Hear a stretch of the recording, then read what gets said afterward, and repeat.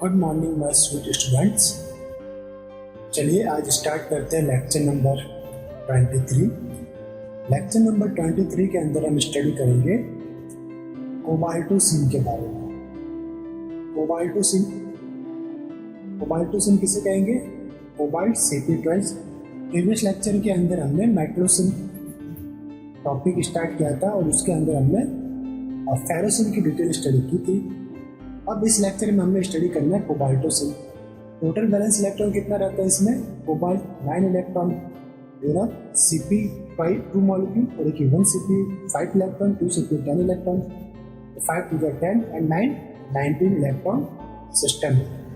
अब total valence electron 19 electron. अब 19 में से 12 इलेक्ट्रॉन, जैसा कि मैंने आपको प्रीवियस लेक्चर में बताया था, 12 इलेक्ट्रॉन किसमें फिल होंगे? 6 bonding molecular orbital of ligand group orbitals and remaining के 7 ऑर्बिटल कोबाल्टो सिम के एमओ डायग्राम के अंदर फिलअप होंगे। ये है आपका रफ कोबाल्टो सिम के एमओ डायग्राम। इसमें से ये नीचे के 12 इलेक्ट्रॉन फिल हो गए 6 bonding molecular orbital of LGOs। अब बच्चे 7 के लिए this one E2G, E1G, E1G star. Okay, E2G में कौन सा ऑर्बिटल रहेगा? dx2 minus Y square. Then E1G में dz2 एंड E1G स्टार के अंदर dfz एंड dyz। अब 7 इलेक्ट्रॉन फिलअप करने हैं तो स्टार्ट करते हैं 1 2 3 4 5 6 7। इनमें एक इलेक्ट्रॉन आपका अनपेड रहेगा। इसके लिए ये आपका जो मेटलो सिम है वो रहेगा पैरामैग्नेटिक इन नेचर और इसका जो एक electron anti bonding molecular orbital में जाने के कारण इसका बॉन्ड ऑर्डर रहेगा डिक्रीज। तो देख लेते हैं नीचे इसकी प्रॉपर्टीज के अंदर। और इसमें से टाइप्स ऑफ क्वेश्चन किस टाइप से पूछे जाते हैं?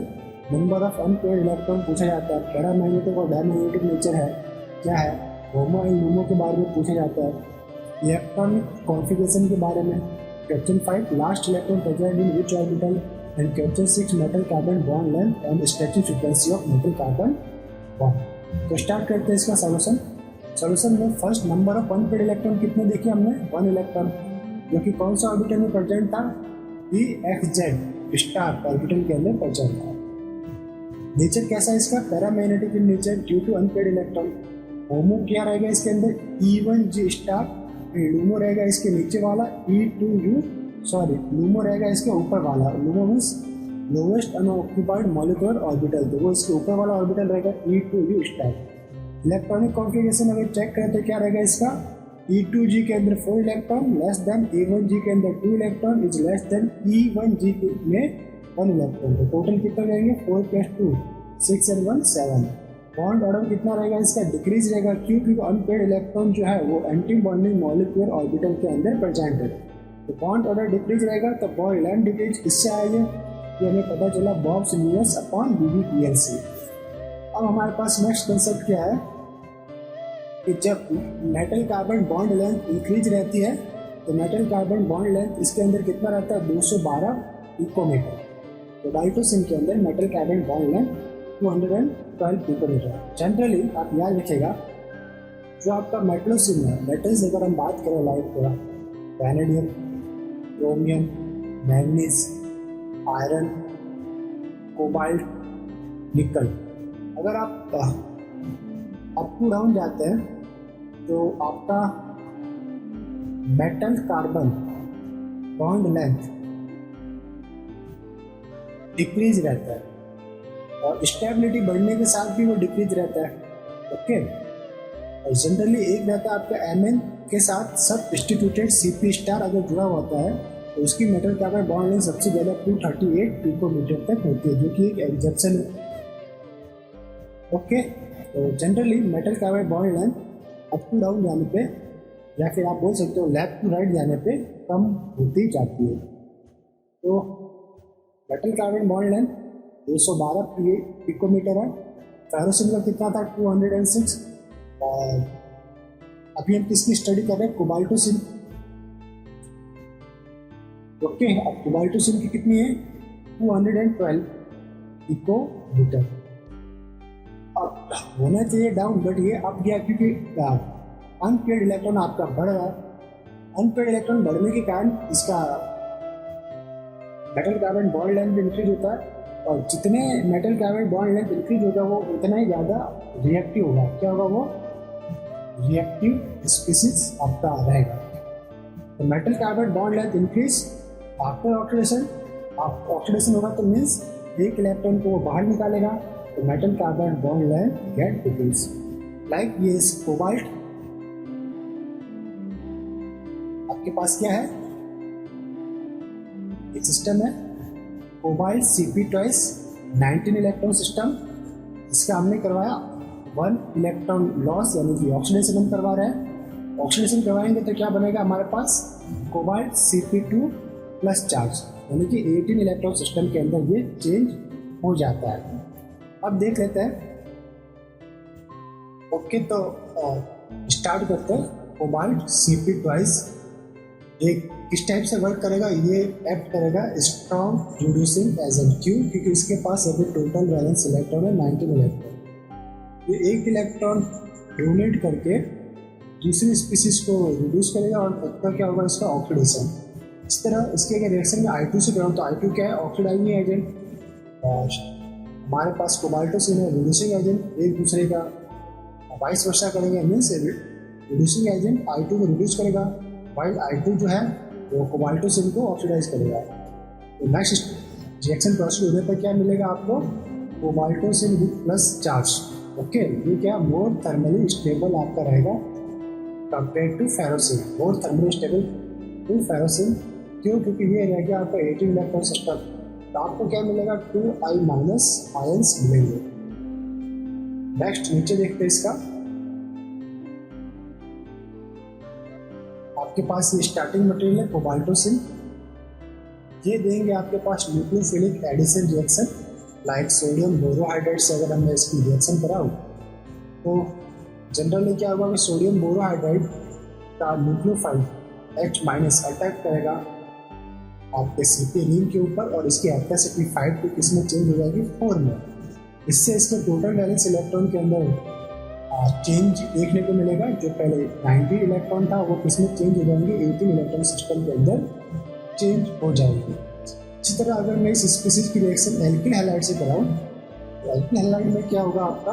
Like this one, alkyl group Cp के साथ जाकर अटैच होगा, और इसकी कैपेसिटी 5 to 4 के अंदर कन्वर्ट होगी।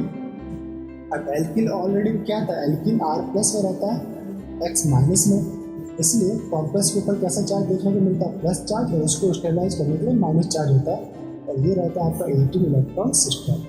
तो मोर थर्मली स्टेबल रहेगा। नेक्स्ट है, अगर मैं इस स्पीसीज या कोबाल्टोसिन की रिएक्शन करवाता हूँ H2SO4 से। H2SO4 में क्या मिलेगा आपको? H plus. तो ये H प्लस किसके साथ अटैच होगा? Cp रिंग के साथ। ऐसा क्यों? क्योंकि इसकी कैपेसिटी को ये चेंज करेगा। तो जो कैपेसिटी पहले 5 थी वो किस में चेंज हो गई? 4 में। और टोटल बैलेंस काउंट इसका कितना हुआ? टोटल बैलेंस काउंट हो गया इसका, यहाँ पे आपको लिखना पड़ेगा प्लस चार्ज, और टोटल बैलेंस इलेक्ट्रॉन होगा 18। ओके, यहाँ पे आपको कंसीडर करना प्लस चार्ज। अब हमें स्टडी करना है निक्लोसिन के बारे में। तो स्टार्ट करते हैं निक्लोसिन। देखिए निक्लोसिन का फॉर्मूला क्या होगा? NiCp twice. Total valence electron होंगे इसके अंदर nickel 10 electron, 5 to the 10 due to Cp2। Total valence electron कितने होंगे? 20 इलेक्ट्रॉन। 20 इलेक्ट्रॉन है, तो जब हम इसका इलेक्ट्रॉनिक कॉन्फिगरेशन चेक करेंगे तो 20 में से 12 electron bonding molecular orbital of ligand group orbitals के अंदर फिल रहेंगे। रिमेनिंग 8 इलेक्ट्रॉन मॉलिक्यूलर ऑर्बिटल के अंदर फिल रहेंगे। ये इसका रफ स्केच था मॉलिक्यूलर ऑर्बिटल। इसमें से नीचे वाला जो 12 इलेक्ट्रॉन्स है वो किसके अंदर फिल किए? लिगैंड ग्रुप ऑर्बिटल के अंदर। रिमेनिंग कितने बचे? 8 की फिलिंग करते हैं बॉन्डिंग मॉलिक्यूलर ऑर्बिटल में। लाइक ये था आपका मेन देता हूँ dxy dx square minus Y square dz square dxz dYz। Okay, तो 1 2 3 4 5 6 7 8 अनपेड इलेक्ट्रॉन कितने हो गए? 2 अनपेड इलेक्ट्रॉन। तो जो क्वेश्चंस बनते हैं इसमें पूछा जाता है कि नंबर ऑफ अनपेयर्ड इलेक्ट्रॉन, तो वो रहेंगे आपके पास 2। नेचर इसका रहेगा पैरामैग्नेटिक नेचर। मैग्नेटिक मोमेंटम कितना आएगा 2.87 और मैग्नेटॉन। कौन से फॉर्मूले से है इस वक्त?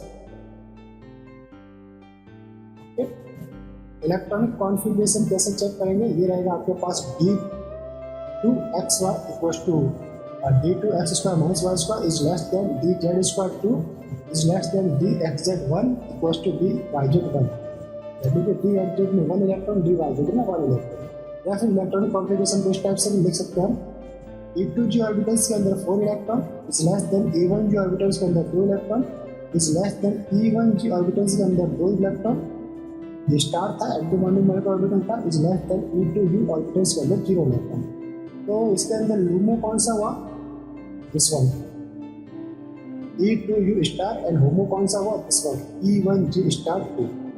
ओके, अब था इसके अंदर electron in anti bonding molecular orbital के अंदर जा रहा है, तो बॉन्ड ऑर्डर क्या होगा? इस आपका डिक्रीज होगा। बॉन्ड ऑर्डर डिक्रीज, तो मेटल कार्बन बॉन्ड लेंथ आपको इंक्रीमेंट देखने को मिलेगा। मेटल कार्बन बॉन्ड लेंथ कितना रहता है इसके अंदर?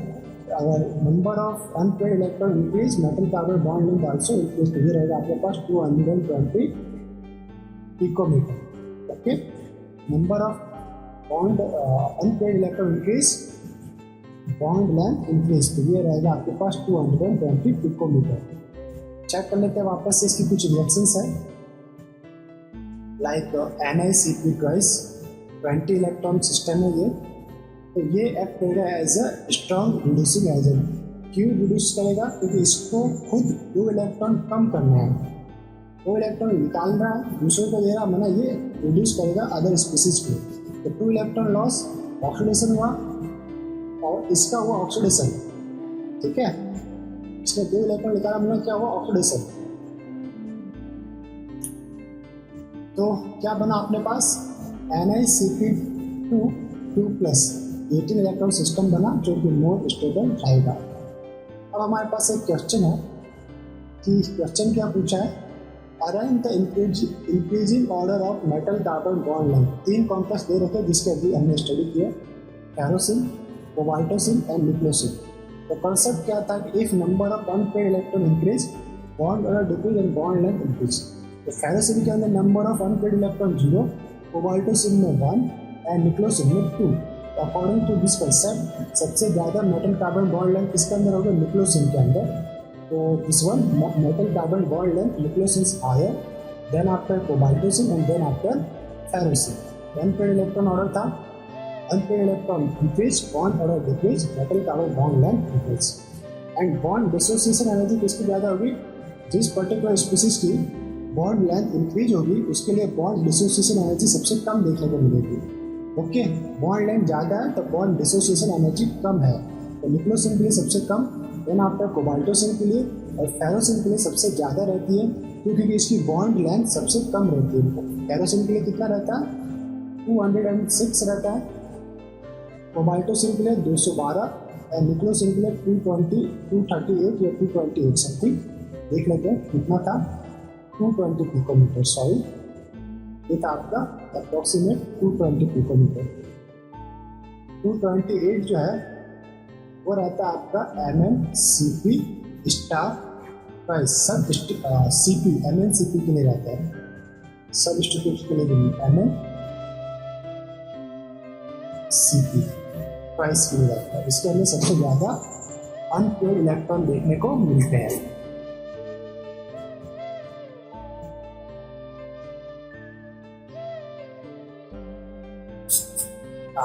तो आपके पास है complex like FeCp twice, unpaired number of unpaired electron 0, then इसका मैग्नेटिक मोमेंटम रहेगा 0।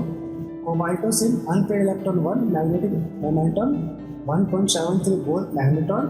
निक्लोसिन n=2, magnetic momentum 2.83 Bohr magneton. Okay, अब हमारे पास कुछ रिएक्शन ऑफ निक्लोसिन, उसे स्टडी करते हैं।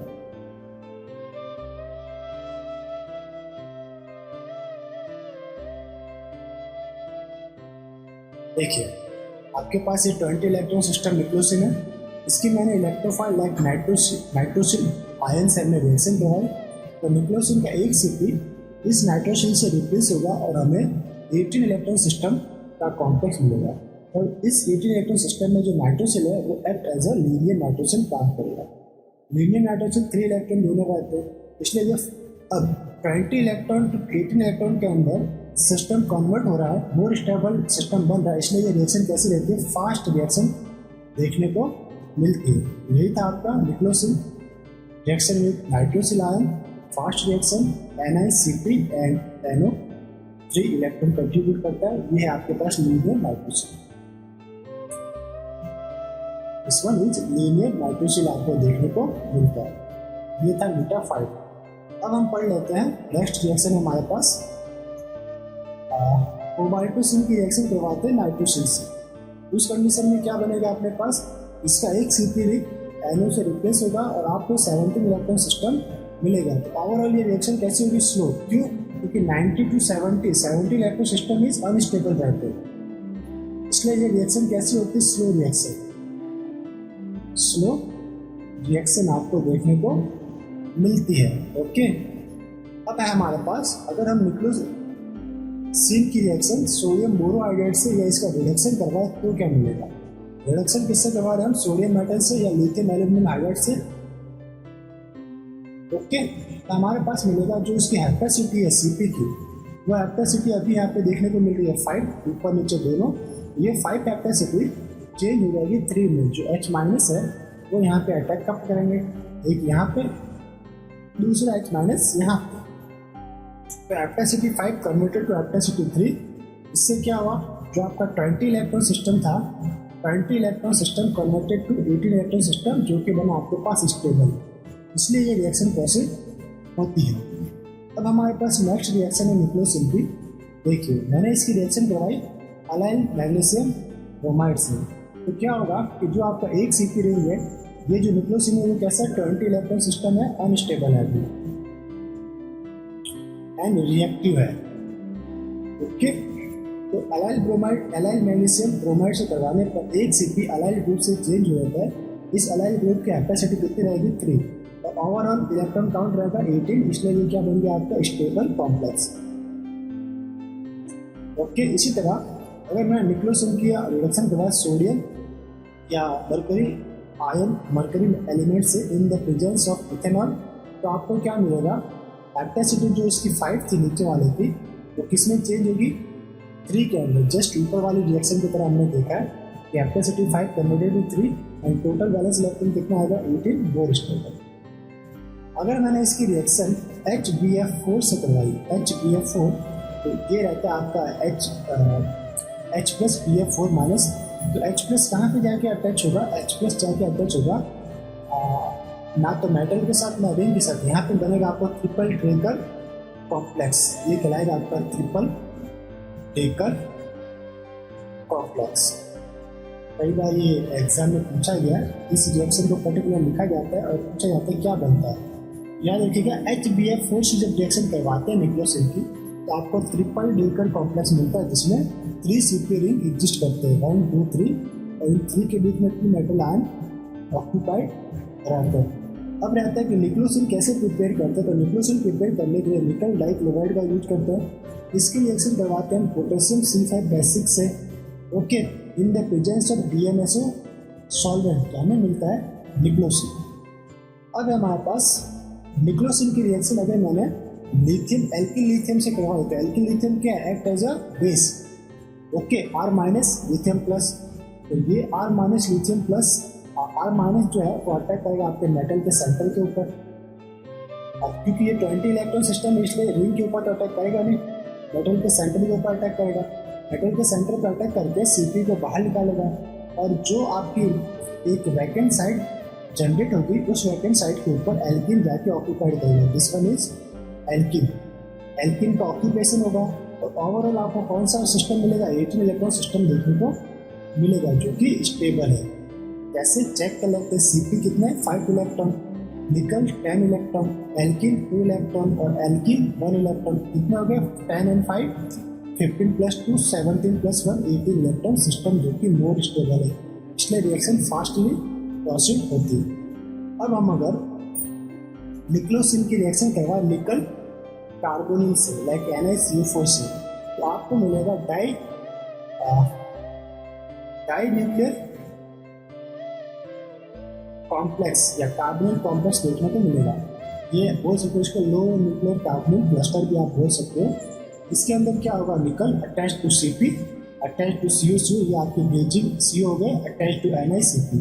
ओके, इसके अंदर भी पर निकल एटम 18 इलेक्ट्रॉन को फॉलो करता है। अगर मैं इसको इस टाइप से क्रॉसअप करूँ, ओके, तो ये जो मेटल है निकल, ये आपका 18 इलेक्ट्रॉन सिस्टम को कॉन्फ़िगर करेगा। अब अगर मैंने इस निक्लोसिन की रिएक्शन नाइट्रोजन से करवाई तो एक Cp रिंग किससे रिप्लेस हो जाएगा, जनरली एक Cp रिंग आपका रिप्लेस हो जाएगा लीनियर नाइट्रोजन से, और ये बनाएगा आपका 18 इलेक्ट्रॉन सिस्टम। ये रहेगा meter 5, this one is meter 3, या 3 electron donor, and this one is 10 electron donor. तो 10 + 5 15, 15 + 3 18 इलेक्ट्रॉन सिस्टम में कन्वर्ट होता है। अगर मैं निक्लोसिन की रिएक्शन CF2 बॉन्डेड CF2 से कराऊँ तो क्या बनेगा हमारे पास कॉम्प्लेक्स, जो नीचे वाला Cp रिंग है, Cp रिंग का ये जो फेस आपको देखने को मिल रहा है, इसके ऊपर CF2 एल्कीन का एडिशन रिएक्शन परफॉर्म होता है और हेपेसिटी 5 हेपेसिटी 3 के अंदर कन्वर्ट होती है, लाइक दिस। ये देखिए, इस बॉन्ड के ऊपर आपका CF2 का एडिशन हुआ और हेपेसिटी 5 हेपेसिटी 3 में कन्वर्ट हुआ, और ओवरऑल ये जो कॉम्प्लेक्स था तो 18 इलेक्ट्रॉन सिस्टम बना जो कि स्टेबल है। ओके, तो इस लेक्चर के अंदर हमने क्या स्टडी किया, हमने निक्लोसिन के बारे में डिटेल स्टडी की। निक्लोसिन क्या होता है, अनपेड इलेक्ट्रॉन क्या है, इसका कॉन्फ़िगरेशन क्या है, ओके, इसकी रिएक्शंस क्या है, स्टेबिलिटी क्या है, okay, act as a reducing agent, and metal carbon bond length order हमने स्टडी किया है। तो मिलते हैं नेक्स्ट। अब हम पढ़ेंगे नेक्स्ट क्रोमोसिन के बारे में। तो चलिए क्रोमोसिन को स्टार्ट करते हैं, या उससे पहले हम पढ़ लेते हैं मैग्नोसिन के बारे में। ओके, क्रोमोसिन से पहले मैग्नोसिन की स्टडी करेंगे। तो मैग्नोसिन वाली स्लाइड के ऊपर चलते हैं। ओके, स्टार्ट करते हैं मैग्नोसिन। इसका फॉर्मूला रहेगा MnCp²। टोटल वैलेंस इलेक्ट्रॉन रहेगा मैग्नोसिन का 17 इलेक्ट्रॉन। कैसे, Mn जो है 7 इलेक्ट्रॉन डोनेट करेगा और 2 Cp रिंग 5 to 10, तो 10 + 7 17 इलेक्ट्रॉन। अब 17 इलेक्ट्रॉन है तो अनस्टेबल है, एक्ट एज ऑक्सीडाइजिंग एजेंट, मतलब दूसरों को करेगा ऑक्सीडाइज और एक इलेक्ट्रॉन एक्सेप्ट करेगा। ठीक है, और खुद का क्या होगा, इसका रिडक्शन, जिससे कि ये 17 to 18 इलेक्ट्रॉन सिस्टम के अंदर कन्वर्ट हो जाएगा। अब मैग्नोसिन भी 2 टाइप के रहते हैं। एक मैग्नोसिन जिसके अंदर जो Cp रिंग है वो रहती है सब डिस्ट्रीब्यूटेड साइड Cp रिंग। कैसे, जो आपका ये साइक्लोपेंटा डाइइथाइल, इसके इस पोजीशन पे मिथाइल ग्रुप जुड़ा हुआ है, तो ये बनाएगा आपका Cp*। और एक है Cp आपका नॉर्मल, इसके ऊपर कोई सब डिस्ट्रीब्यूशन नहीं है, ये Cp सब डिस्ट्रीब्यूटेड Cp*, MnCp*², और एक आपका non sub distributed Cp MnCp²। MnCp² star के अंदर मेटल कार्बन बॉन्ड लेंथ आपकी लोअर रहती है कंपेयर टू MnCp² के अकॉर्डिंग।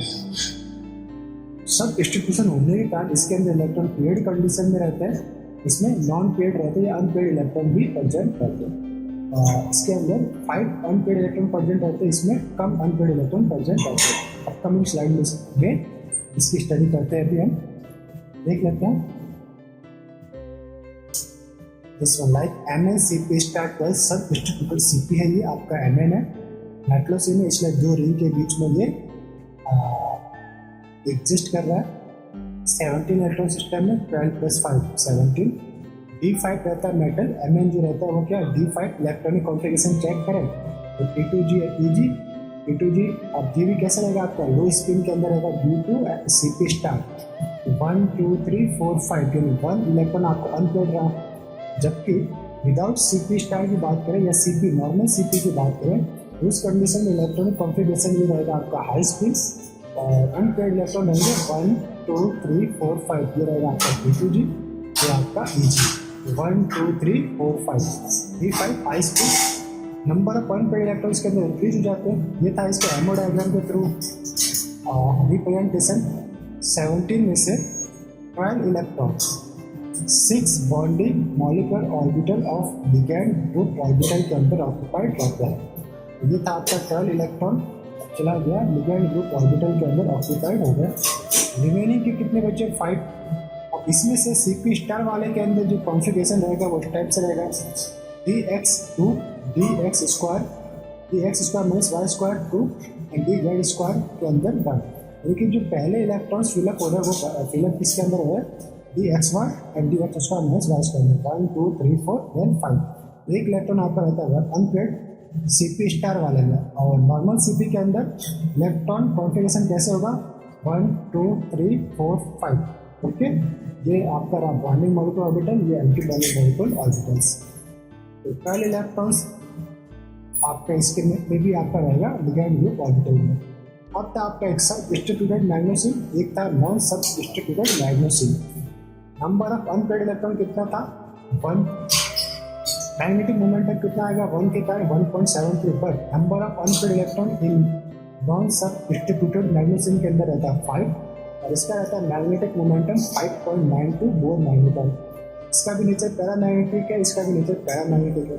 इसमें होमो कौन सा रहेगा E1G, इसमें होमो रहेगा E2G star. Okay, this one E2G star. Metal carbon bond length कितना रहेगा इसमें 211 पिकोमीटर, जबकि मेटल कार्बन बॉन्ड लेंथ इसमें रहेगा 238 पिकोमीटर आपको देखने को मिलेगा।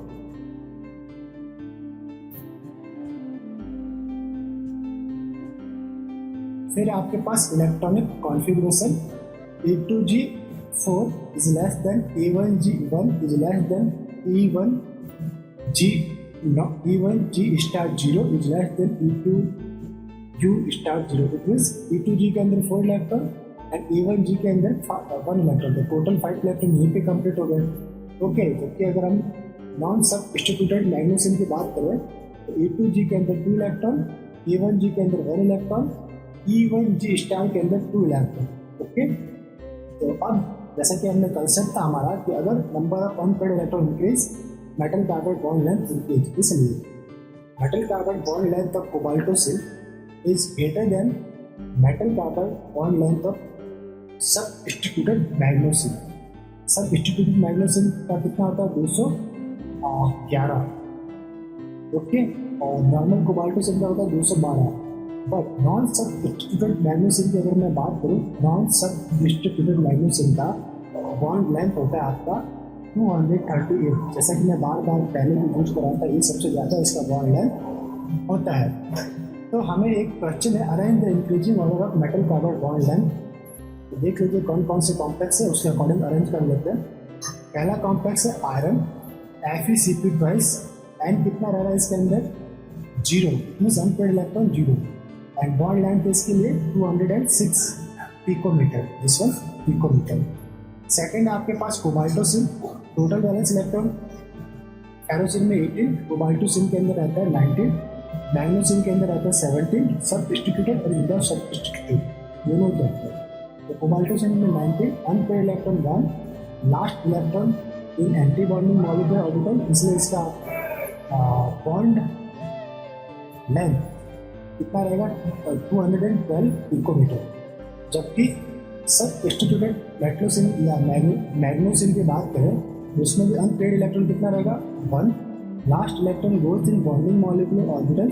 सो बॉन्डिंग मॉलिक्यूलर ऑर्बिटल के कारण इसका बॉन्ड ऑर्डर क्या रहेगा इंक्रीज रहेगा और बॉन्ड लेंथ डिक्रीज होगा, इसलिए ये रहता है आपका 211 पिकोमीटर। दोनों के अनपेड इलेक्ट्रॉन सेम है बट उसकी पोजीशन अलग अलग है। तो एक में है वो एंटी बॉन्डिंग मॉलिक्यूलर ऑर्बिटल में, एंटी बॉन्डिंग मॉलिक्यूलर ऑर्बिटल में है तो उसका बॉन्ड ऑर्डर क्या रहेगा डिक्रीज रहेगा, और बॉन्ड ऑर्डर डिक्रीज रहने के कारण बॉन्ड लेंथ इंक्रीज हो जाएगा।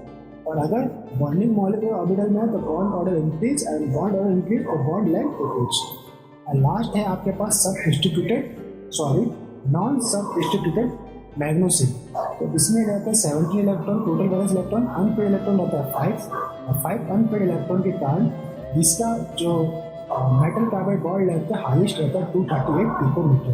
तो ये वैल्यू तो आपको हमेशा याद रखना है, 238 एंड 206 फेरोसिन की। तो order of metal carbide bond length D complex is greater than after cobaltocene के लिए है। तो दिस वन बी कॉम्प्लेक्स, फिर आपका C complex substituted magnesium and then after ferrocene. अब हमें स्टडी करना है क्रोमोसिन के बारे में। ओके, स्टार्ट करते हैं क्रोमोसिन से। क्रोमोसिन, इसमें टोटल वैलेंस इलेक्ट्रॉन कितना रहेगा, ये भी एक मेटलोसिन है। तो टोटल वैलेंस इलेक्ट्रॉन इसमें रहता है 16 इलेक्ट्रॉन। कैसे चेक कर लेते हैं। क्रोमियम के कारण 6 electron and 2Cp 5 to the 10, ये 2 into 5, तो 5 to the 10 जैसे 16 इलेक्ट्रॉन सिस्टम है। और 16 में से 12 इलेक्ट्रॉन इसके अंदर फिल होता है। 12 electron in ligand group orbitals के अंदर फिलअप होते हैं और रिमेनिंग के 4 इलेक्ट्रॉन्स इन एमओ डायग्राम के अंदर फिलअप होता है। तो ये था आपका एमओ डायग्राम। ये देखिए 12 इलेक्ट्रॉन फिल हुए लिगैंड ग्रुप ऑर्बिटल्स के अंदर and then dx square minus Y square dz square, इसके अंदर आपके कितने इलेक्ट्रॉन फिल हुए, 4 इलेक्ट्रॉन, 1 2 3 एंड 4। अगर हम इसे समझना चाहें तो इस टाइप से भी समझ सकते हैं, like T2g and EG। T2g में कितने ऑर्बिटल्स होते हैं, 1 2 3, 4 इलेक्ट्रॉन फिलअप करना है तो 1 2 3 एंड 4। तो इसमें 2 अनपेड इलेक्ट्रॉन रहेगा, this one and this one क्या रहा है, अनपेड इलेक्ट्रॉन। आपको याद रखना this and this unpaired electron. Okay, ये था आपका होमो, ये था LUMO, anti bonding molecular orbital, bonding molecular orbital. चलिए ऊपर चलते हैं। अब होमो का इलेक्ट्रॉनिक कॉन्फ़िगरेशन क्या था, A1G1 बॉन्डिंग मॉलिक्यूलर ऑर्बिटल, ये कहलाएगा आपका, ये था आपका होमो। और लूमो क्या रहेगा, E1G*0 anti bonding molecular orbital है। देख लेते हैं यहाँ पे, होमो means highest occupied molecular orbital जो कि A1G है, और LUMO means lowest unoccupied molecular orbital जो कि E1G* है। अब इलेक्ट्रॉनिक कॉन्फ़िगरेशन कैसे लिख सकते हैं हम, E2G के अंदर 3 electron is less then A1G में 1 electron is less then E1G*0 is less then E2U*0। तो नंबर ऑफ अनपेड इलेक्ट्रॉन कितने हुए, 2 इलेक्ट्रॉन। तो मैग्नेटिक मोमेंटम कितना निकलेगा आपका, mu B equals to 2.87 Bohr magneton, या mu B equals to 3.20 Bohr magneton. ठीक है, तो ड्यू टू ऑर्बिटल कंट्रीब्यूशन ये आपका इंक्रीमेंट देखने को मिलता है। ये है आपका एक्चुअल और ये आपका कैलकुलेटेड। तो कैलकुलेटेड कम है, एक्चुअल ज़्यादा है। क्यों, क्योंकि ऑर्बिटल कंट्रीब्यूशन रहता है। ये हमने पढ़ा था कोऑर्डिनेशन केमिस्ट्री के चैप्टर के अंदर, ऑर्बिटल कंट्रीब्यूशन कैसे फाइंड आउट करते हैं। अब है आपके पास metal carbide bond length. Actual bond length आपके पास कितना रहेगा, ये 217 पिकोमीटर क्रोमोसिन के अंदर। अब कुछ रिएक्शन है क्रोमोसिन की, लाइक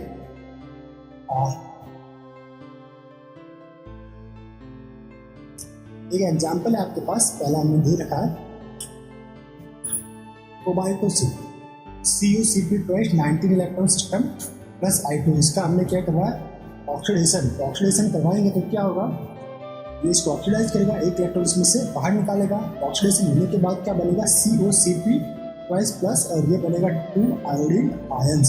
अब ये क्या होगा, 18 इलेक्ट्रॉन सिस्टम के अंदर कन्वर्ट होगा।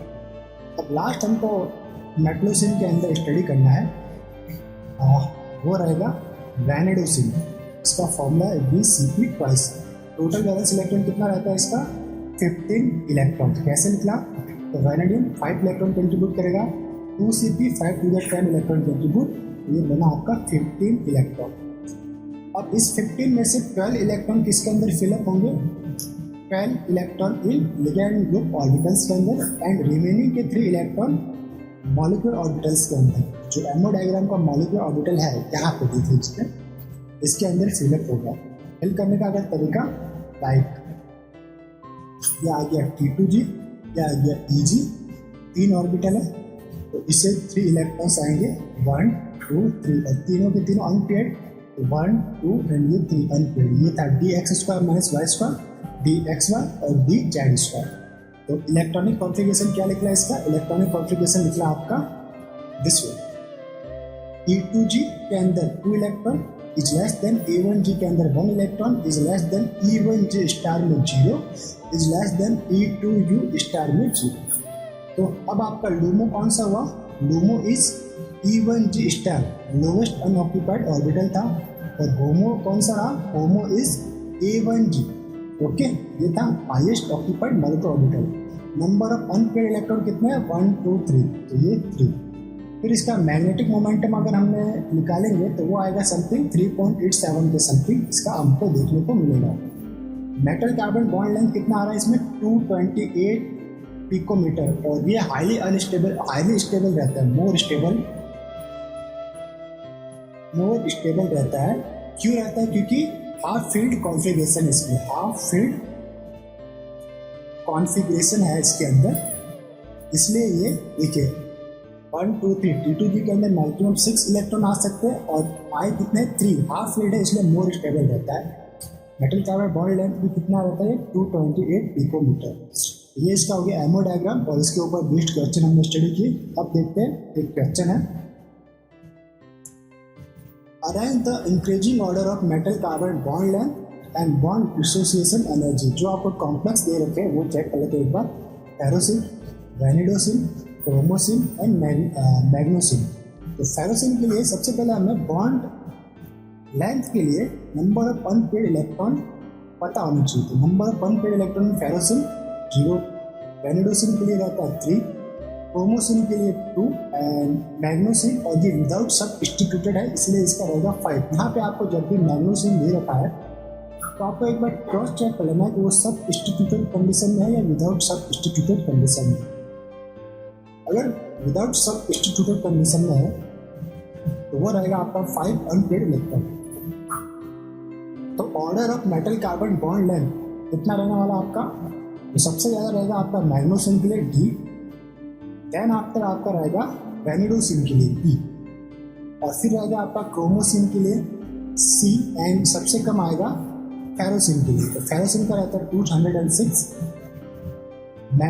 दिस वन मैग्नोसिन के लिए रहता है 238, एंड वैनिडोसिन के लिए रहता है आपका 228 समथिंग या 228, एंड क्रोमोसिन के लिए आपके पास बॉन्ड लेंथ आपका रहेगा, देख लेते हैं कितना दे रखा है क्रोमोसिन के लिए, समथिंग 212 217, ये रहेगा आपका 217 पिकोमीटर। ओके, ये था आपका 238, 228, 217, 206। एंड बॉन्ड डिसोसिएशन एनर्जी किसकी सबसे ज़्यादा होगी? जिसकी बॉन्ड लेंथ सबसे कम। तो A complex ferrocene is greater than compare to chromocene, and chromocene is greater than compare to B complex vanidocin, and vanidocin is greater than complex D magnesocene. Okay, अब आपके पास एक क्वेश्चन है, for above complex arrange the thermal stability order. तो यही आपके पास question, complex जो है वो चेंज नहीं है, A B C and D complex, आपको सिर्फ अरेंज करना है थर्मल स्टेबिलिटी ऑर्डर। तो कंसेप्ट क्या था? कंसेप्ट है कि number of unpaired electron increase, thermal stability gate decrease. तो बट इन वैनिडोसिन के अंदर नंबर ऑफ अनपेयर्ड इलेक्ट्रॉन 3 रहते हैं, लेकिन ये क्या रहता है? हाफ फील्ड कॉन्फ़िगरेशन के अंदर एग्जिस्ट करता है, like P2g orbitals are symmetrical. Okay, तो देखते हैं फीलिंग कैसे इसकी half filled. So they are more stable to other. Thermal stability order कितना रहेगा? VCP twice is greater than FeCP twice. Okay, VCP twice is greater than FeCP twice. Vanidocin is more stable than ferrocin. सबसे more stable complex है आपका वैनिडोसिन, then आपका ferrocene, then आपका C complex क्या था? क्रोमोसिन, this one, and आपका फिर last में था D कौन सा था? मैग्नोसिन। ओके, ये आपकी थी थर्मल स्टेबिलिटी। या आ गया आपका क्वेश्चन बॉन्ड लेंथ के ऊपर। तो दोनों ही आपके क्वेश्चन इंपॉर्टेंट है। ओके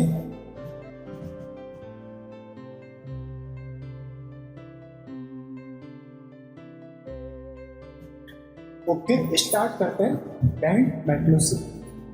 तो बेंट मेटलोसिन नॉर्मल मेटलोसिन से किस टाइप से डिफरेंट रहते हैं कि अगर आपके जो मेटलोसिन के साइक्लिक रिंग्स है उनके ऊपर स्टेरिक हिंड्रेंस इंक्रीज होता है या मेटल के ऊपर कोई अदर सब इंस्टीट्यूट बढ़ता है, तो स्टेरिक हिंड्रेंस इंक्रीज होने के कारण अब ये जो मेटलोसिन के साइक्लिक स्ट्रक्चर्स है ये कोप्लानर एग्जिस्ट ना होकर बैंड शेप के अंदर एग्जिस्ट करेंगे। ओके अब ये बन जाएगा आपके पास बैंड मेटलोसिन। ये है आपके जो रिंग्स है ये अभी क्या है कोप्लानर, एक प्लेन के जस्ट नीचे दूसरा प्लेन ऑफ सीपी एग्जिस्ट करता है कोप्लानर। ओके बट ये कोप्लानर नहीं है, ये किसी एंगल के ऊपर एग्जिस्ट लाइक लेस देन, ये रहेगा आपका लेस देन 180 डिग्री आपको देखने को मिलेगा। तो स्टेटमेंट क्या रहा बैंड मेटलोसिन का, due to steric hindrance of both ring, metallocene not always coplanar, they exist in bent metallocene. ये आपका है बैंड मेटलोसिन। अब बैंड मेटलोसिन बनाने वाले मेटलोसिन के अंदर कौन कौन से मेटल रह सकते हैं, एक था आपका स्कैडमियम या ytterbium, titanium, zirconium, hafnium, vanadium, niobium, tantalum, molybdenum, tungsten या रेडियम। इतने सारे मेटल के ग्रुप जो मेटलोसिन बनते हैं वो बैंड मेटलोसिन के अंदर एग्जिस्ट भी करते हैं। तो इनके साथ जो आर ग्रुप एग्जिस्ट है, ये आर ग्रुप क्या रहेगा, आर ग्रुप या तो हो सकता है हाइड्रोजन या फिर कोई हैलोजन या फिर कोई एल्कीन। अब पढ़ते हैं preparation method of bent metallocene. Heading डालते हैं preparation method of bent metallocene. तो इसे कैसे बनाते हैं, नॉर्मल आप मेटल हैलाइड लीजिए, लाइक मेटल हैलाइड, इसकी रिएक्शन करवाइए सोडियम साइक्लोपेंटाडाइइनल से। तो ये सोडियम साइक्लोपेंटाडाइइनल क्या होता है, Cp- में होता है, ये आपका मेटल को अटैक करता है, एक Cl बाहर, फिर दूसरा Cp- अटैक करेगा, दूसरा Cl बाहर, इस टाइप से आपके पास एक मेटलोसिन बन जाएगा इस। ओके ये मेटल, ये Cp रिंग और ये Cl, ये बन गया आपका बैंड मेटलोसिन। मेटल कौन कौन से हो सकते हैं इस कंडीशन में, लाइक सबसे most popular titanium and zirconium, then after hafnium, molybdenum, niobium and radium. ये मेटल आपके बैंड मेटलोसिन के अंदर कंटेन कर सकते हैं। अब हमारे पास है इसके अलावा एक और एग्जांपल है लाइक Fe2+, ये था आपके पास फेरोसिन, इसकी मैं एसिड से रिएक्शन कराऊंगी। तो एसिड का जो H+ है वो किससे अटैक रहेगा, मेटल से डायरेक्टली अटैच हो जाएगा। तो H+ मेटल से जुड़ेगा, कॉम्प्लेक्स के ऊपर प्लस आ जाएगा और अभी भी ये 18 इलेक्ट्रॉन सिस्टम है। और H+ आने के कारण ये H एटम मेटल के साथ जुड़ने के कारण इसके बीच में स्टेरिक इंट्रेंस होगा और ये अब एग्जिस्ट करेगा। ये दोनों रिंग अब कोप्लानर एग्जिस्ट ना होगा, एक एंगल के ऊपर फिक्स रहेगी। तो ये बन गया आपके पास बैंड फेरोसिन, बोल सकते हो जो बैंड फेरोसिन हाइड्राइड कॉम्प्लेक्स। अभी आपके पास लाइक लेनियम ReCp+ 17 इलेक्ट्रॉन सिस्टम है, ये इसकी रिएक्शन करोगे आपने एसिड से, तो H+ इसके ऊपर जाके क्या करेगा, अटैक करेगा, तो रेडियम बन जाएगा आपके पास Cp+ ReH। तो H+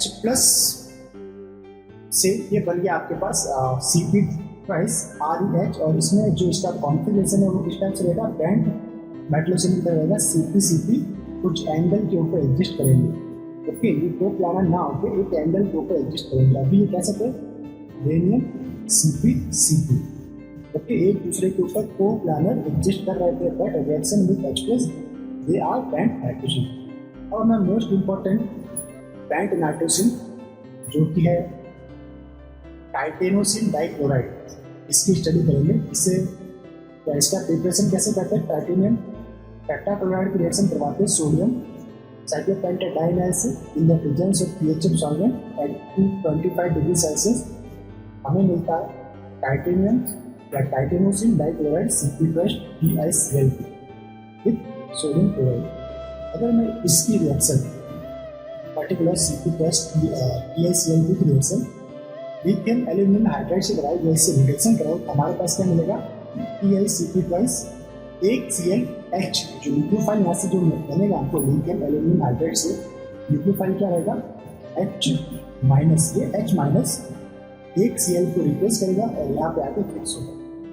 यहाँ से हम स्टार्ट करते हैं this one, titanium titanium tetrachloride reaction करवाई हमने सोडियम साइक्लोपेंटाडाइनाइल से, तो हमारे पास क्या बना टाइटेनोसिन डाइक्लोराइड। अब इसकी रिएक्शन हमने करवाई लिथियम या एल्पी लिथियम से, तो एल्पी लिथियम में CH3 act as a nucleophile, ये मेटल पे अटैक करेगा, Cl बाहर जाएगा आपके पास। तो 2 मोल अगर हम यूज करें तो दोनों Cl 2 मेथिल से सब्स्टिट्यूट होगा और हमारे पास ये बनेगा bent metallocene, alkyl substituted bent मेटलोसिन।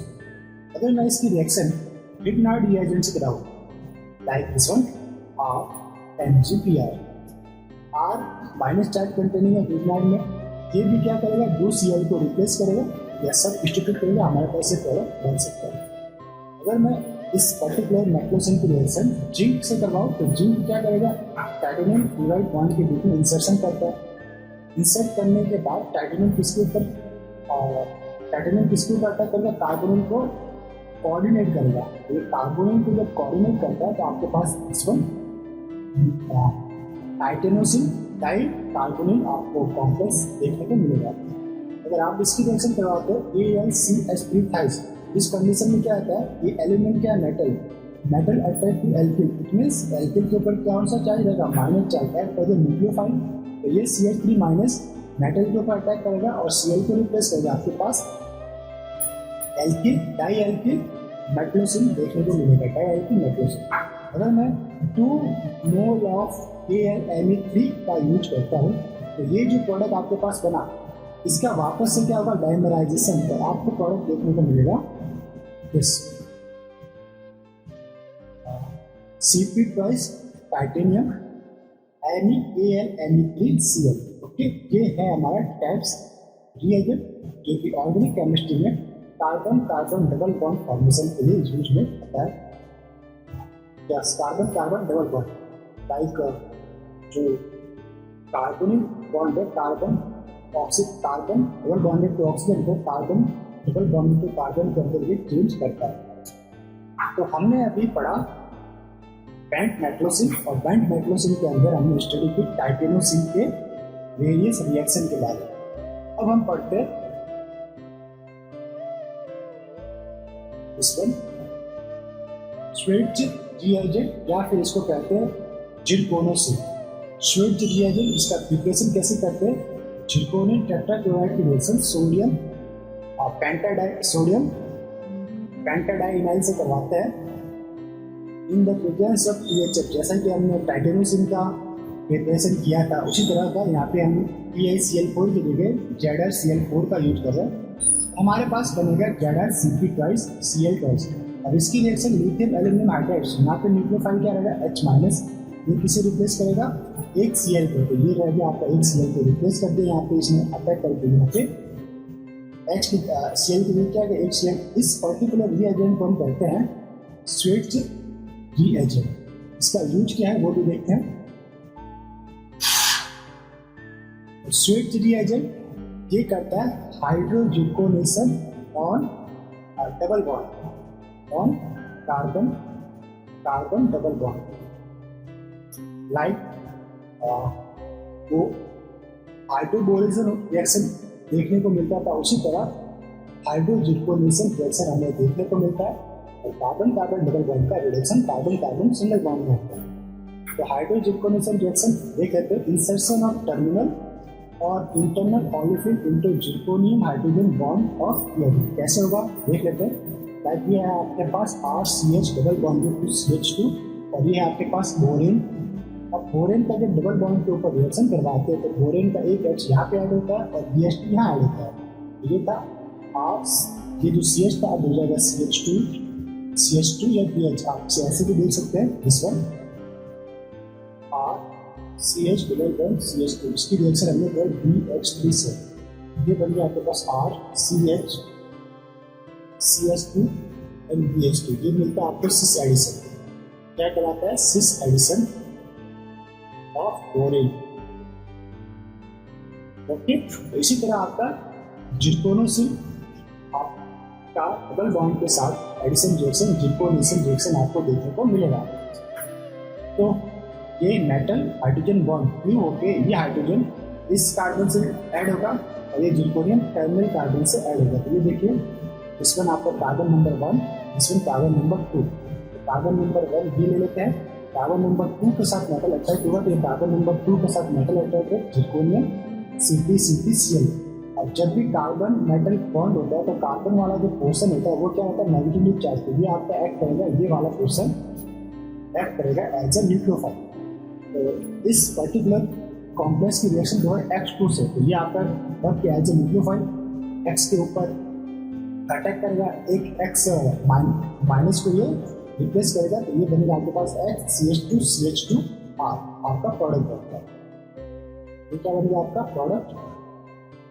तो हमारे पास वापस हमारा रिएजेंट रीजनरेट हो जाएगा Cp2 जिरकोनियम ClX, और इस X को वापस हमें लिथियम एल्यूमिनियम हाइड्राइड के द्वारा X को H से रिप्लेस कर सकते हैं। जैसा ही लिथियम एल्यूमिनियम हाइड्राइड यूज करेंगे तो हमारे पास बनेगा Cp2 जिरकोनियम, और यहाँ पे रहेगा एक H और एक Cl। ठीक है, तो कैटलिस्ट रीजनरेट होगा। अगर मैं इस पर्टिकुलर मॉलिक्यूल या कॉम्प्लेक्स की रिएक्शन असाइल क्लोराइड से करवाते हो तो ये जो माइनस चार्ज बेरिंग पोर्शन है कार्बन का, ये यहाँ आता है, बॉन्ड ओपन देन वापस क्लोज, Cl बाहर। ये इसके साथ असाइल ग्रुप इस कार्बन के साथ जुड़ जाएगा तो R प्राइम COCH2CH2R आपको मिलेगा प्रोडक्ट और आपका कैटलिस्ट रीजनरेट हो जाएगा। अगर मैं इसकी रिएक्शन कार्बोनिल विद HCl से कराऊँ तो कार्बोनिल का इंसर्शन होगा मेटल कार्बन बॉन्ड के बीच में। ये देखिए कि insertion between metal carbon bond, ये आपका मेटल ये कार्बन के बीच में इंसर्शन हुआ। फिर लास्ट स्टेप में ये कार्बोनिल का पार्ट नेगेटिवली चार्ज रहेगा क्योंकि मेटल अटैच टू कार्बन, ये this one is negatively charge. Okay, negatively charge ये क्या करेगा, H+ को एक्सेप्ट करेगा और जो जिरकोनियम है वो Cl- को एक्सेप्ट करेगा। तो आपके पास क्या बन जाएगा, this HCOCH2CH2R and Cp2 zirconium Cl2 आपका catalyst regenerate, catalyst regenerate. Okay, इसी तरह से हम एक रिएक्शन देखते हैं। ये है आपके पास साइक्लोहेक्सिन, इसकी रिएक्शन हमने करवाई जिरकोनोसिल या स्वीट रिएजेंट से। तो मेटल हाइड्रोजन बॉन्ड इसको परसिस एडिशन परफॉर्म करेगा। ये आपका बोल सकते हो इसको, ये रहा आपका H और Cp आपका जिरकोनियम Cl Cp2। फिर हमने क्या लिया कार्बन, तो मेटल कार्बन के बीच में इंसर्शन, ये हो गया आपका इंसर्शन। फिर आपने लिया HCl तो H+ ऐड होगा इस कार्बन से, ये बन जाएगा आपके पास कार्बन CO डबल बॉन्डेड और ये H and then Cp+ Cl2 और ये Cl आपके इस जिरकोनियम से आएगा, तो ये बन गया आपके पास प्रोडक्ट। ओके, अब हमारे पास एक लाइक साइक्लो सब्स्टिट्यूटेड साइक्लोहेक्सिन, इसकी रिएक्शन करवानी है स्वीट रिएजेंट से। तो उसी टाइप से होगी metal hydrogen bond trans cis addition double bond पे देखने को मिलेगा। तो ये जो H है वो इस पोजीशन के ऊपर अटैच होगा। देखिए सपोज कि ये अगर आपका डाउन अप साइड है तो H कहाँ जाएगा, डाउन साइड, और ये जगह भी कहाँ जाएगा, डाउन साइड के अंदर अटैच होगा। अब नेक्स्ट स्टेप में अगर मैंने कार्बोनिल से इसकी रिएक्शन करवाई तो मेटल कार्बन के बीच में इसका होगा इंसर्शन। फिर मैंने HCl से रिएक्शन करवाई तो ये CuH+ के साथ ऐड होकर आपका प्रोडक्ट बना देगा CuH, और मेटल के साथ Cl- अटैच होगा तो बनेगा आपका कैटलिस्ट Cp2 Cl2, ये बना आपका प्रोडक्ट। इसी तरह नेक्स्ट क्वेश्चन है आपके पास जिरकोनोसिल, और इसके साथ मेटल के साथ अटैच है 2H, जो कि पहले एक Cl और एक H था, अभी क्या है 2H। अगर मैंने इसका करवा रिडक्शन विद सोडियम और मरकरी एलिमेंट के साथ तो ये 2H एज ए प्रोटॉन की तरह ऐड करेंगे और H2 गैस के रूप में बाहर निकल जाएंगे। अभी ये कितने इलेक्ट्रॉन सिस्टम है, 16 इलेक्ट्रॉन सिस्टम है।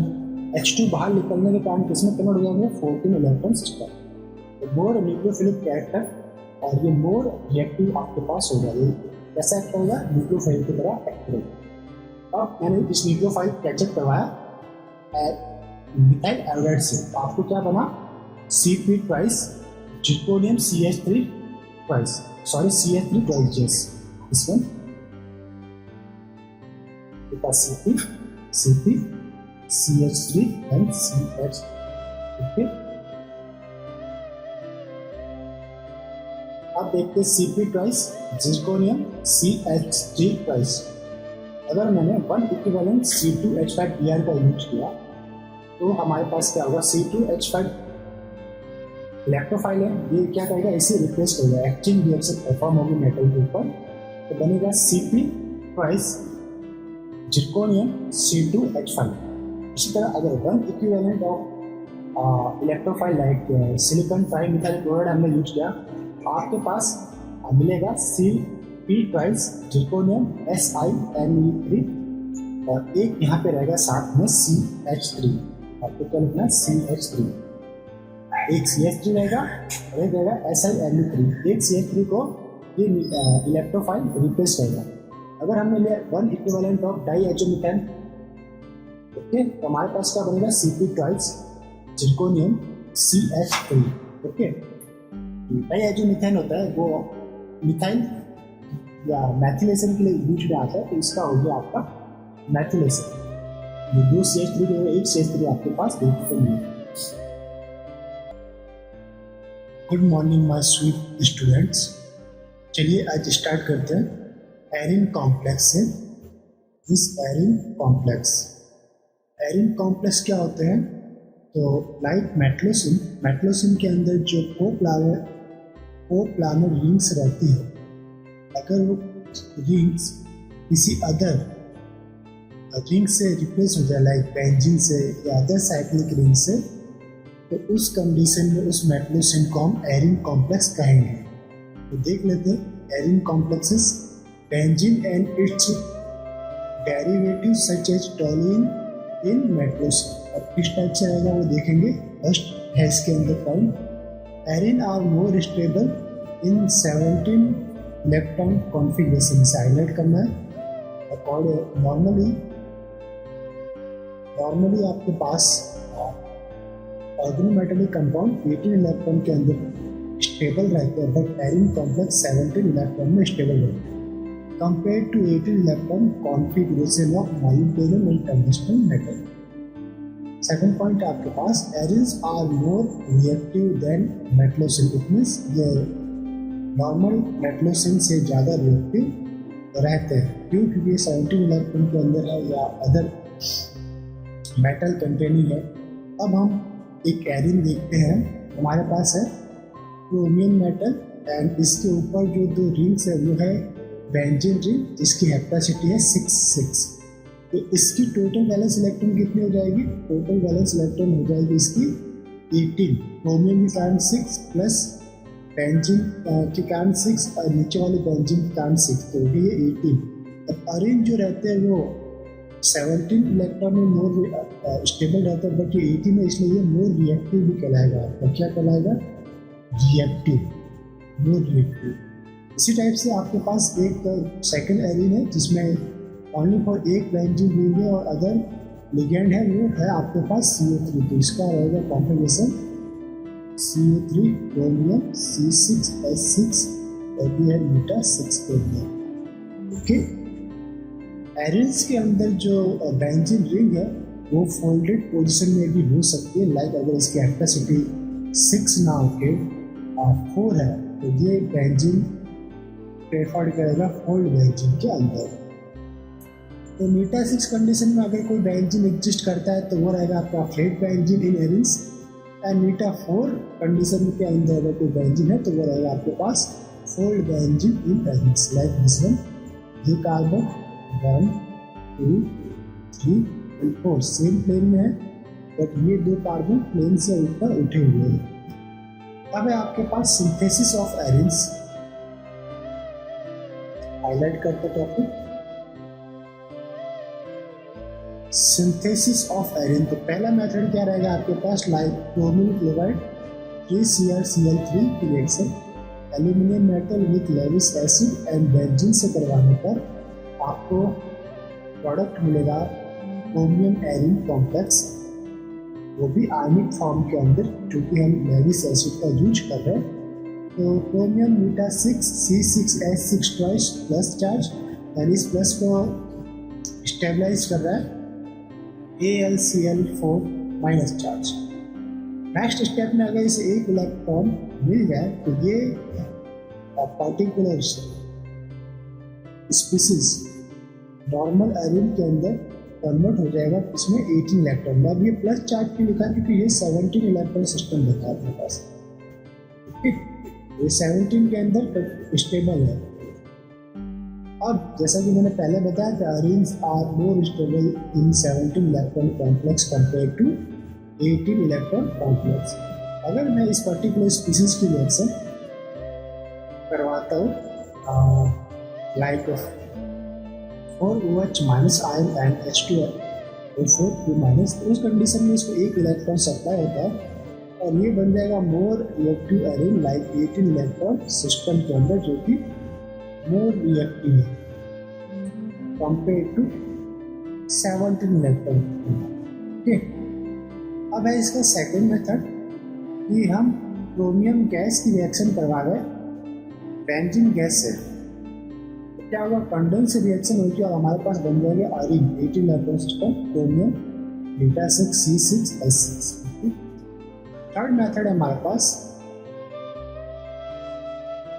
लाइक फेरोसिन है FeCP ट्वाइस। अगर मैं फेरोसिन की reaction in the presence of Lewis acid C6H6 से कराते हैं तो एक CP रिंग आपकी बेंजीन रिंग से रिप्लेस हो जाती है। तो जो होता है आपके पास बनेगा Areen complex CpFe beta C6H6 plus charge और इसे स्टेबलाइज करेगा AlCl4 माइनस चार्ज। ये जो पर्टिकुलर स्पीसीज है वो है आपके पास 17 इलेक्ट्रॉन सिस्टम, जो कि मोर स्टेबल है। ठीक,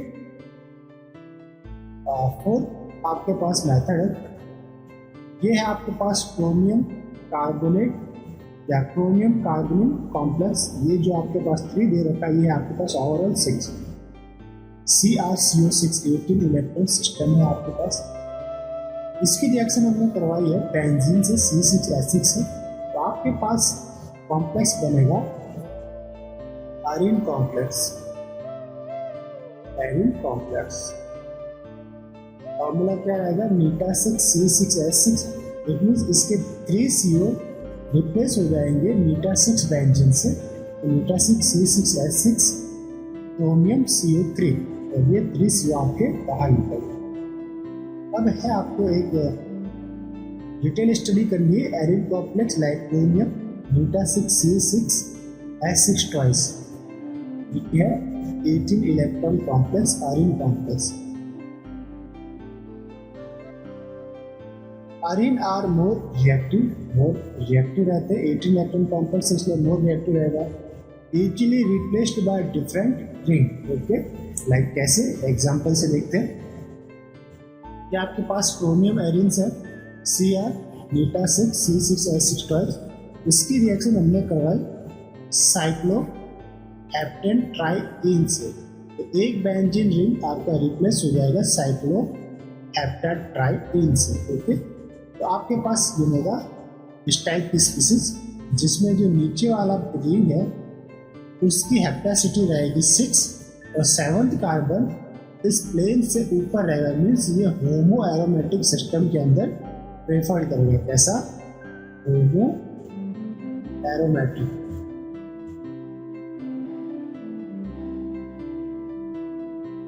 होमो एरोमेटिक सिस्टम में प्रेफर करेगा।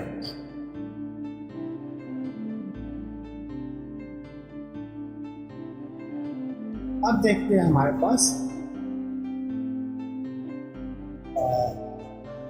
अब इस पर्टिकुलर स्पीसीज की रिएक्शन या कॉम्प्लेक्स की रिएक्शन हमने करवाई BF1 माइनस CpPH3 ट्राइटिल से।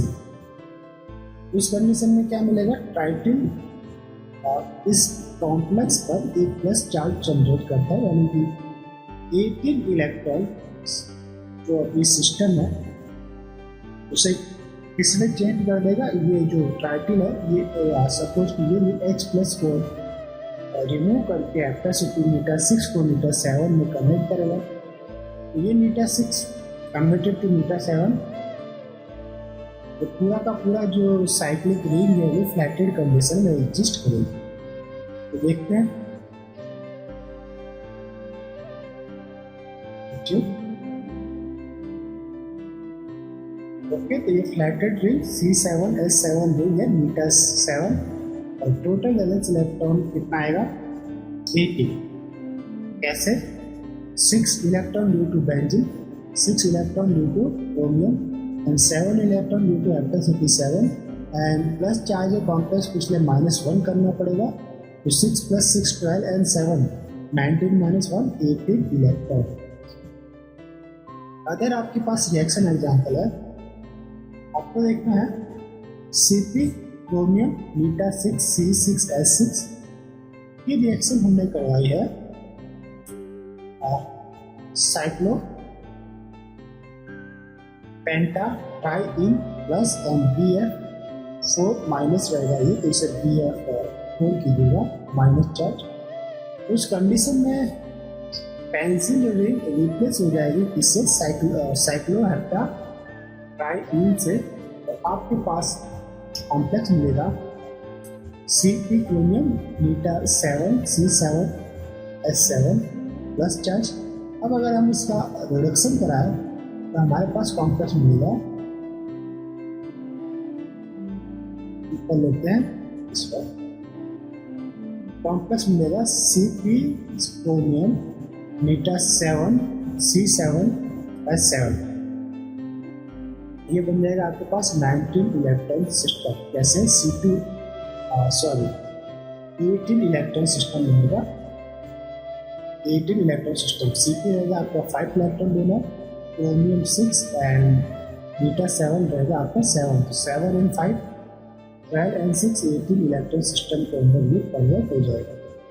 इसी टाइप से अगर मैं एक अरेंज कॉम्प्लेक्स लाइक ये आपके पास स्टार्टिंग मटेरियल है जिसमें नीचे वाला जो है साइक्लोपेंटाडाई ट्राई इन यानी कि C7S7 कॉम्प्लेक्स रिंग है, अगर मैं इसकी रिएक्शन कहूँ एन ब्यूटाइल लिथियम से एक्ट एज अ बेस, ये इस प्रोटॉन को एब्स्ट्रैक्ट करेगा और ये प्रोटॉन एब्स्ट्रैक्ट करने पे इस कार्बन में माइनस चार्ज आएगा, कार्बन में माइनस चार्ज यहाँ पे अटैक करेगा और इसकी हम जो हेप्टासिटी है वो हेप्टासिटी 6 to किस में चेंज होगी 5 में, 6 to 5 में चेंज होगी। इट मीन्स जो आपका कॉम्प्लेक्स है 18 इलेक्ट्रॉन कॉम्प्लेक्स वो चेंज हो जाएगा 17 इलेक्ट्रॉन कॉम्प्लेक्स जो कि मोर स्टेबल रहेगा। Arene complex are more stable in 17 electron complex. इसलिए आपके पास क्या बनेगा chromium eta 6 C6S6 and eta 5 this arene ring.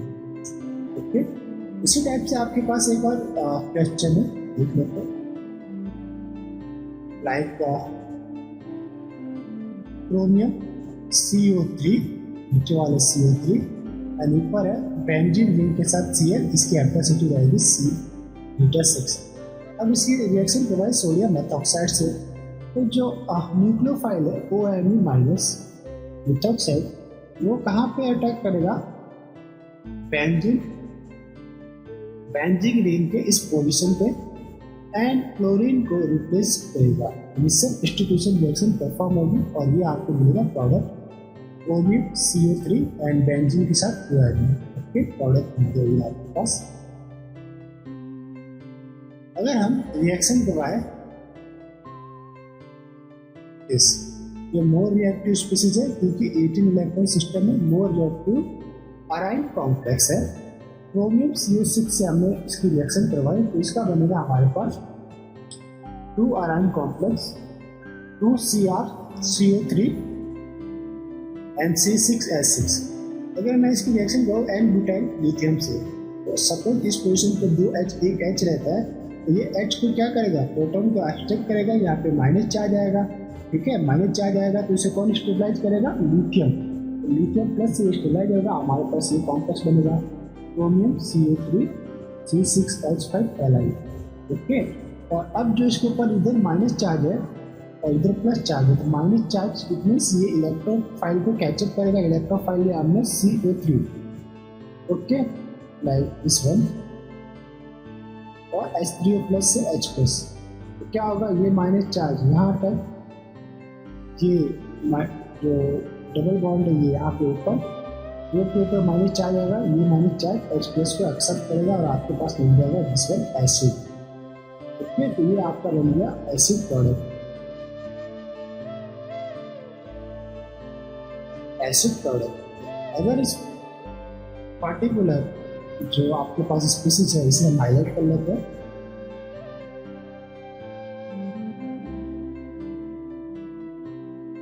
Okay, अगर मैं इस पर्टिकुलर स्पीसीज की रिएक्शन कराऊँ PPH2Cl से, तो इलेक्ट्रोफाइल क्या कैच होगा, PPH2Cl बाहर निकल जाएगा, तो ये आपके पास इलेक्ट्रोफाइल यहाँ पे कैच होगा।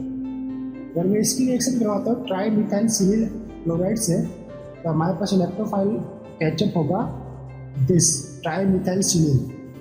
ओके, और बाकी सारा का सारा पोर्शन सेम रहेगा। और अगर मैं इसकी रिएक्शन कराऊँ I2 इलेक्ट्रोफाइल से, तो हमारे पास इस पोजिशन पर आएगा I2, बाकी सभी चेन और बाकी सभी सेम रहेगा।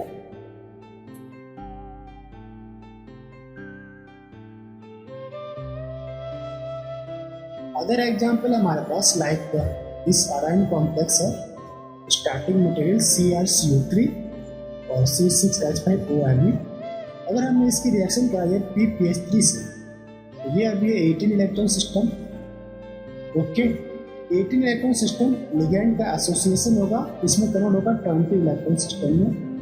मोर अनस्टेबल, एक CO आपका बाहर निकलेगा, एलिमिनेट होगा, तो आपको मिल गया 18 electron system Arain complex. Okay, इसमें हमने क्या किया है, CO को चेंज किया है। अब हमारे पास एक एग्जांपल है like rhenium PMA3 alkene alkene and CP। इसकी रिएक्शन हम करवा रहे हैं कार्बोनिल से। ये कह रहा है कि कार्बोनिल जो है वो एल्किन को चेंज नहीं कर पाएगा, क्यों, क्योंकि less steric hindrance of CP ग्रुप। ठीक है, तो this reaction not possible due to less hindrance of CP। अगर CP की जगह अदर लिगेंड लाइक फ्लोरीन या इंडेरिन प्रेजेंट रहते हैं, तो उस कंडीशन में ये कार्बोनिल लिगेंड एल्कीन को रिप्लेस करने की प्रायोरिटी रखता है। नीचे देखते हैं एग्जाम्पल से, लाइक दिस वन। आपके पास एक कॉम्प्लेक्स है like rhenium alkene alkene CH2CH2 this one PMA3 and ऊपर है एंडेनिल लिगेंड। इंडेनिल लिगेंड का बिट एंगल ज़्यादा ही होता है कंपेयर टू CP, और इसका स्टेरिक क्राउडिंग भी ज़्यादा रहती है। स्टेरिक क्राउडिंग ज़्यादा रहने की वजह से अब अगर हम इसकी रिएक्शन कार्बोनिल से करवाते हैं, तो ये दोनों एल्किन कार्बोनिल लिगेंड से रिप्लेस हो जाएंगे। This reaction is possible due to steric hindrance of indenyl ligand. इसी तरह एक एग्जाम्पल है कि अगर मैं इस पर्टिकुलर पोजीशन के ऊपर लाइक हमारे पास है फ्लोरीन, तो फ्लोरीन मोर स्टेरिक क्राउडिंग रहता है कंपेयर टू CP एंड इंडेनिल। तो इस कंडीशन में भी अगर आप इसकी रिएक्शन कार्बोनिल से करवाते हैं, तो दोनों एल्कीन कार्बोनिल से रिप्लेस हो जाएंगे। तो this one and this reaction is possible due to steric hindrance. इसके ऊपर बेस्ड क्वेश्चन भी आपके एग्जाम में पूछे। तो इस टाइप से इस एरिन कॉम्प्लेक्स के टॉपिक को यहीं पे स्टॉप करते हैं। तो हमने इसके पर्टिकुलर वीडियो लेक्चर में क्या देखा, एरिन कॉम्प्लेक्स।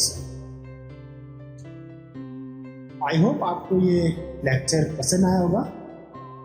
तो मिलते हैं लेक्चर नंबर 24 में, जिसमें हम स्टडी करेंगे spectral analysis of organometallic compound. Spectral analysis of organometallic compound. तो मिलते हैं टॉपिक नंबर या लेक्चर नंबर 24 के अंदर। तब तक के लिए हैव अ नाइस डे, खुश रहिए, मुस्कुराते रहिए।